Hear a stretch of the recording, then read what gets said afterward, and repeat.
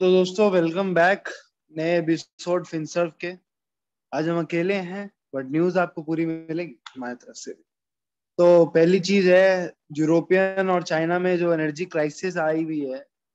जैसे पता ही होगा आपको कि वहाँ चाइना में जैसे कोल की शॉर्टेज हो गई है, उसके वजह से वहाँ पे 20 से ज्यादा प्रोविंसेस में एनर्जी को कट किया जा रहा है या फिर बहुत ही मॉडरेट किया जा रहा है। इसकी वजह से टोयोटा, एप्पल और बहुत सारे ब्रांड्स को बहुत हिट किया है। तो ये माइक्रो लेवल पे आप नहीं बोल सकते इस चीज को, ये प्रॉब्लम अब मैक्रो लेवल पे पहुंच गई है वहाँ पे। तो बड़े बड़े कंपनियों को भी फर्क पड़ रहा है उस चीजों से। सेम प्रॉब्लम यहाँ पर यूरोप में भी आई है। और यूरोप में इस वजह से हुई है, जैसे ब्रिटेन में जो क्राइसिस है, वहाँ पे वहाँ पे फ्यूल की शॉर्टेजेस इतनी नहीं है, बट उससे ज्यादा वहाँ पे कन्वेंस नहीं है। जो लोग ट्रक में ड्राइवर्स थे वो लोग को वीजा वापस रिन्यू नहीं हुआ है उनका, क्योंकि as you know Britain EU छोड़ चुका है। तो उस वजह से बहुत सारे वीजा रिन्यू नहीं हुए हैं। उस वजह से जो लास्ट पॉइंट डिलीवरी होता है ये सब ऑयल और का, वो नहीं हो पा रही, उस वजह से दिक्कत है। और यूरोप में पैंडेमिक के चलते डिमांड सप्लाई के कंस्ट्रेंट्स की वजह से उन्होंने सप्लाई को कट कर दिया था, गैस और ऑयल के। उस वजह से बहुत सारे कंटेनर शिपमेंट्स जो अमेरिका और सऊदी से आने वाले थे उन्हें कट किया गया था। तो अब वहां पे भी शिपमेंट्स को वापस बुलाया जा रहा है। और चाइना का कंडीशन और चाइना का डिमांड की वजह से प्राइसेस राइज कर रहा है। इसके वजह से बहुत सारे स्टॉक्स जैसे टाटा टाटा पावर हो गया, IEX हो गया, कोल इंडिया, ये सब में बहुत ज्यादा तेजी चल रही है। क्योंकि अगर डिमांड सप्लाई में शॉर्टेज होगी एनर्जी की, तो ये सब कंट्रीज कहीं ना कहीं से तो अपने एनर्जी को सप्लाई करवाएंगे। एज यू नो चाइना का ऑस्ट्रेलिया के साथ जो one of the world biggest producer है कोल का, उसके साथ ट्रेड वॉर चल रहा है। तो ऑब्वियसली नेट नेट एक्सपोर्ट्स में इंडिया को बहुत मदद होगा कोल के एक्सपोर्ट्स में, इसीलिए कोल इंडिया का शेयर इतना भाग रहा है। और यहाँ पे अब एवरग्रांडे पे आते हुए, एवरग्रांडे का फर्स्ट डेट पेमेंट उन्होंने ऑलरेडी फेल कर दिया है। उसके बाद में उन्होंने अपने कोई एक बैंक के शेयर में, चाइनीज बैंक के शेयर में उन्होंने अपना 1.4 बिलियन का स्टेक को सेल किया है। ये एक टेम्पररी कैश फ्लो जनरेशन का तरकीब है, बट ये इससे शायद ही उनके इंटरेस्ट पे होंगे, क्योंकि जो बॉन्ड्स थे उनके इंटरेस्ट रेट्स बहुत हाई थे ऑलरेडी। उस वजह से जो उनका जो डेट माउंटेन है 300 बिलियन डॉलर्स का, उनका डेट इस 1.4 बिलियन से उनका डेट रिकवर नहीं होने वाला है। अब चलते हैं अपस्टॉक्स में और वहां पे हम देखेंगे निफ्टी और निफ्टी बैंक का ओवरव्यू। जैसे आज निफ्टी को आप देख सकते हैं, निफ्टी अब भी चल रहा है 17,700 पे। ये यहाँ से आज जो करेक्शन हुआ है निफ्टी में, वो काफी डीप करेक्शन बोलूंगा मैं। Like this was much awaited, क्योंकि जिस हिसाब से निफ्टी एक तरफा भाग रहा था, वो करेक्शन आना लाजमी था। अब जैसे आप देख सकते हैं लास्ट के जो 2 दिन है उसमें भीषण गिरावट हुई है। लाइक 2-3 दिन से 100 और 200 पॉइंट के से ज्यादा का मूवमेंट हुआ है।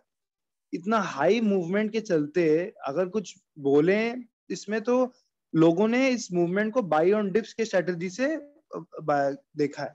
कोई भी गिरावट को एक खरीदने की अपॉर्चुनिटी की तरफ से ही देखा है, जो कि एक बहुत ही अच्छा साइन है कि मार्केट पॉजिटिवली इस गिरावट को लेके चल रहा है।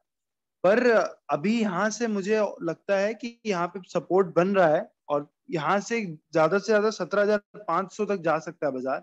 उसके बाद में एक अच्छा रिट्रेसमेंट आएगा, क्योंकि दिवाली भी आ रहा है, अक्टूबर बहुत पास में है जैसे आप जानते ही हैं। और दिवाली की परचेजिंग होती है, तो उससे कॉर्पोरेट रिजल्ट्स में तो फर्क पड़ेगा ही। कॉर्पोरेट रिजल्ट्स आएंगे उससे तो बाजार फर्क पड़ेगा, साथ में दिवाली की बाइंग आएगी, तो मेरे को लगता है बाजार अभी और ऊपर जा सकता है। अब चलते हैं निफ्टी बैंक में। तो आज जैसे निफ्टी बैंक भी काफी अच्छा मूव दिखाया है निफ्टी बैंक ने। PSU स्टॉक्स में स्पेशली बहुत ही तेजी थी। अब ऊपर देख सकते हैं बड़ौदा बैंक ऑफ बड़ौदा आज 81.70 पैसा पे बंद हुआ है, 2-2.25% का की तेजी। SBI भी आज आप देख सकते हैं कि 460 रुपए तक गया था SBI भी। तो पीएसयू स्टॉक्स में काफी भीषण तेजी है, क्योंकि उनमें ऑलरेडी बहुत गिरावट आ चुकी थी। यहाँ से उन्हें नीचे जाने का तो कुछ है ही नहीं, स्पेशली क्योंकि उन बहुत सारे बैड लोन्स और वोडाफोन आइडिया का केस के चक्कर में, और बहुत सारे रेजोल्यूशंस भी उन्होंने पास कर दिए हैं, जैसे जेट एयरवेज वापस चालू हुआ है। भले ही भाई बहुत ही भीषण हेयर कट से चालू हो रहा है, बट उन्हें उनका लोन बुक्स पे फर्क पड़ेगा इस चीज का। अब चलते हैं आज की कुछ पिक्स की तरफ। जैसे मैंने आपको बताया था कि आईएक्स, अब आईएक्स अगर आप देखेंगे तो आईएक्स आज एक बहुत ही बुलिश लग रहा है। आज का जो कैंडल है, तो अगर आप देखिए नॉर्मल कैंडल से एक बहुत बड़ा कैंडल बना है आईएक्स में। इससे एक अलग ही वैल्यू अनलॉकिंग हुई है यहाँ पे, और 640 पे बंद हुआ है आज। और मेरे हिसाब से अगर आप शॉर्ट टर्म से नहीं सॉरी मीडियम टर्म से लॉन्ग टर्म अगर इसको आप होल्ड करें, तो मेरे को आईएक्स आगे के लिए बहुत सही लग रहा है। मतलब जैसे ही वो 700 को पार करता है, एक बहुत तेज जोरदार तेजी चालू हो जाएगी, और energy consumption already on rise पे है, और ये शेयर अभी और भाग सकता है। सेम जाता है टाटा पावर के साथ भी। अगर आप टाटा पावर भी देखें तो 151 पे बंद हुआ है आज। तो 151 सेम इसका भी यही है कि ये तो लॉन्ग टर्म टारगेट्स अगर इसके आप लेके चले दिवाली से थोड़े और आगे गए तो 200 तक तो ये आराम से पहुंच जाएगा। दिवाली दिवाली और दिसंबर तक 200 तो ये, क्योंकि इसका ट्रिजेक्टरी अगर देखें ना अपवर्ड है, और एनर्जी कंजम्पशन इंडिया अनलॉक हो रहा है, और इंडिया अनलॉक अगर होगा, बिजनेसेस अपने फुल पोटेंशियल पे रन करेंगे, तो एनर्जी कंजम्पशन बहुत तेज होगा। और टाटा पावर का जो मेन बिजनेस है वो मेनली महाराष्ट्र और कर्नाटका एंड साउथ कोलकाता में ही है उनका मेन जो पावर का बिजनेस है। तो उस वहां पे ऑलरेडी फैक्ट्रीज फुल पोटेंशियल पे काम नहीं कर रहे थे, कि कोविड का वेव बहुत डैमेज किया वहां पे, उस वजह से। तो अब नेक्स्ट स्टॉक है बीपीसीएल। अब बीपीसीएल भी अगर आप देखें तो डिविडेंड जो हुआ था 80 रुपए का डिविडेंड, उसके बाद में आप देख सकते हैं 500 रुपए से नीचे 440 और फिर और नीचे करेक्ट किया है उसने इस स्टॉक ने। तो अभी 437 पे है और ये वापस रिट्रेस कर रहा है। और अगर आप इसे थोड़ा जूम करके देखेंगे कि अगर ये 440 का लेवल्स को तोड़ता है, तो एक अच्छा अपसाइड दिख सकता है वहां से, क्योंकि ऑलरेडी एक बहुत ही लो जोन पे है। और आपको जैसे मैंने पहले बताया था कि एक ग्लोबल एनर्जी क्राइसिस चल रही है, तो उस वजह से एनर्जी क्रूड के भाव भी बढ़ने लगे हैं। $80 बैरल चल रहे हैं, और अनुमान के हिसाब से $90 बैरल की तरफ जा सकते हैं भाव।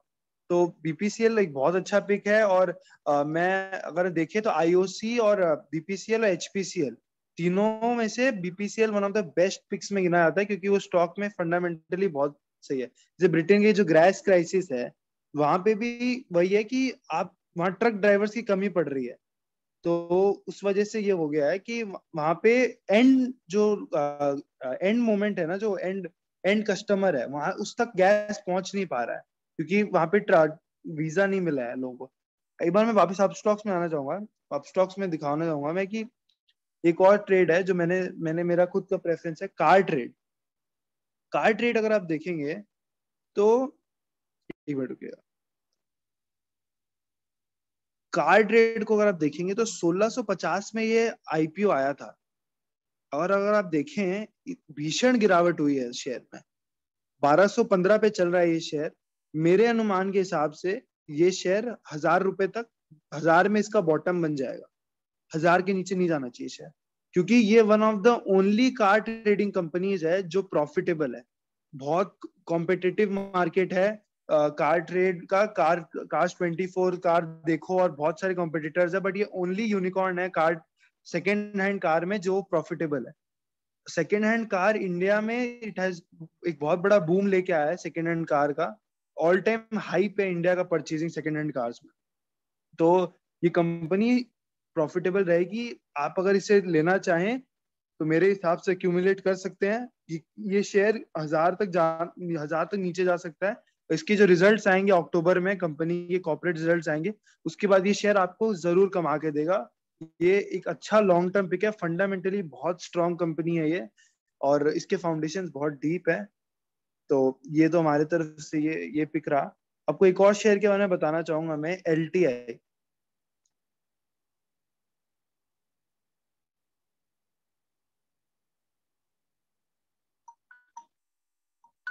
LTI भी एक LNT का एक दिग्गज शेयर है, और अगर आप इसे ध्यान से देखें तो ये 6500 तक गया है, और उसके बाद में गिरावट आई है इसमें।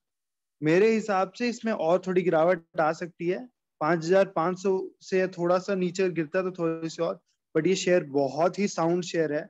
ये जिस बिजनेस में है, जिस तरीके का मार्केट शेयर ये ग्रैब कर रहा है, दिस इज अनप्रेसिडेंटेड। क्योंकि इन्फोसिस, TCS और जो बड़े बड़े दिग्गज कंपनियां हैं, उनका ऑलरेडी ह्यूज मार्केट शेयर है। वो लोग गेन नहीं कर पाएंगे उस लेवल पे, वो इतना एक्सपैंड नहीं कर पाएंगे जिस हिसाब से L&T इन्फोटेक कर रहा है। और L&T इन्फोटेक फंडामेंटली बहुत स्ट्रॉन्ग कंपनी है।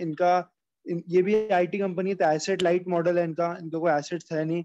इनका वर्क फ्रॉम होम चल रहा था जब पैंडेमिक भी है, तो इनका ईयर ऑन ईयर मार्जिन बहुत इंप्रूव किया है।